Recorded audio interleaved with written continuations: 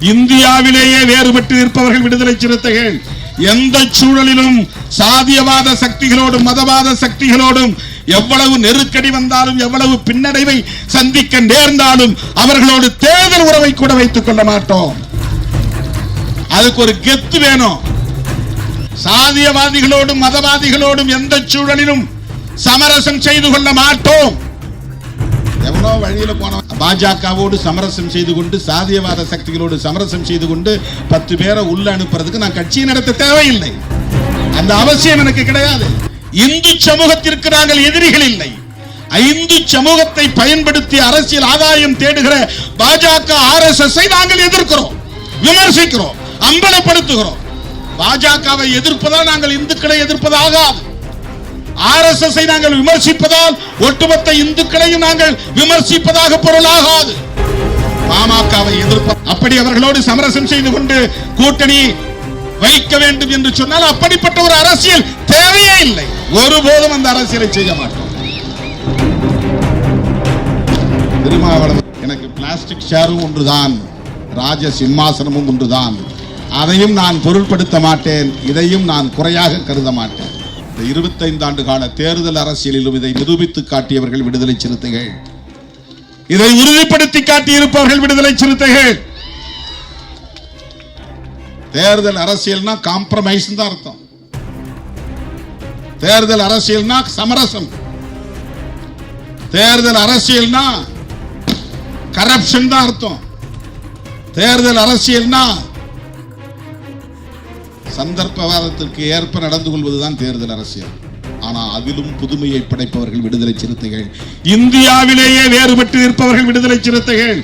எந்த சூழலிலும் சாதியவாத சக்திகளோடும் மதவாத சக்திகளோடும் எவ்வளவு நெருக்கடி வந்தாலும் எவ்வளவு பின்னடைவை சந்திக்க நேர்ந்தாலும் அவர்களோடு தேர்தல் உறவை கூட வைத்துக் கொள்ள மாட்டோம். இதை டிக்ளேர் செய்யறதுக்கு கூட ஒரு கட்ஸ் வேணும், அதுக்கு ஒரு தில்லு வேணும், அதுக்கு ஒரு கெத்து வேணும். அது விடுதலை சிறுத்தைகளுக்கு தான் இந்திய அரசியலில் உண்டு. நாங்க டிக்ளேர் பண்றோம், சாதியவாதிகளோடும் மதவாதிகளோடும் எந்த சூழலிலும் சமரசம் செய்து கொள்ள மாட்டோம். எவனோ வழியில போனவன் அண்ணன் வணக்கம் ஒரு சீட்டை கொடுத்தான், வாங்கி பார்த்தா அது மாநாட்டு. உடனே பத்திரிகையில செய்தி போடுறான், பௌர்ணமி சித்திரை முழுநிலவு நிகழ்ச்சிக்கு திருமாவளவனுக்கு அழைப்பு. உடனே தினமலர்காரன் கொட்டை எழுத்து போடுறான். அது 2 பேரும் ஒன்னா ஆக்கிறதுக்கு திமுக தலைவர் முயற்சிக்கிறாரு, 2 பேரும் சமரசமாக போறாங்க. அதுக்கெல்லாம் வாய்ப்பே கிடையாது. அப்படி ஒரு நிலையில் விடுதலை சிறுத்தைகள் சமரசம் செய்து 10 இடங்களில் வெற்றி பெற்று என்ன செய்ய போறோம்? நாக்க வழிக்க போறோமா? என்ன செய்ய போகிறோம்? ஒண்ணுமே வேண்டான்னு நாங்க இருந்தாலும் இருப்போமே தவிர பாஜகவோடு சமரசம் செய்து கொண்டு சாதியவாத சக்திகளோடு சமரசம் செய்து கொண்டு 10 பேரை உள்ள அனுப்புறதுக்கு நான் கட்சியை நடத்த தேவையில்லை. அந்த அவசியம் எனக்கு கிடையாது. அப்படி ஒரு நிலைப்பாட்டை ஒருபோதும் திருமாவளவன் எடுக்க மாட்டான். கைகோர்த்து களமாட வேண்டும் என்று விரும்பினோம், கைகோர்த்தோம், களமாடினோம். ஆனால் தங்களுடைய அரசியல் ஆதாயத்திற்காக என்னை மட்டும் தனிமைப்படுத்தி என்னை ஒட்டுமொத்த சமூகத்திற்கும் தலித் அல்லாத சமூகங்களுக்கும் எதிரி என்று காட்டி என் உயிருக்கே உலை வைக்கக்கூடிய அளவுக்கு போனவர்கள். அதையெல்லாம் மறந்துவிட முடியுமா? அப்படி என்ன பதவி சுகம்?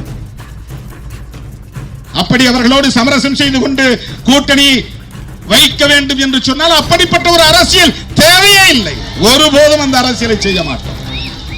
இந்து சமூகத்திற்கு நாங்கள் எதிரிகள் இல்லை. இந்து சமூகத்தை பயன்படுத்தி அரசியல் ஆதாயம் தேடுகிற பாஜக RSS நாங்கள் எதிர்க்கிறோம், விமர்சிக்கிறோம், அம்பலப்படுத்துகிறோம். பாஜகவை எதிர்ப்பதால் நாங்கள் இந்துக்களை எதிர்ப்பதாகாது.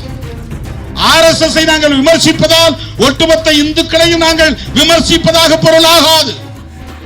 அதிமுக என்கிற ஒரு கட்சி தமிழ்நாட்டிலே வலுவாக இருந்தால்தான், திமுக அதிமுக என்கிற 2 கட்சிகளும் வலுவாக இருந்தால்தான் பாரதிய ஜனதா என்கிற RSS அரசியல் அணி இங்கே வேரூன்ற முடியாது என்பது கடந்த கால வரலாறு.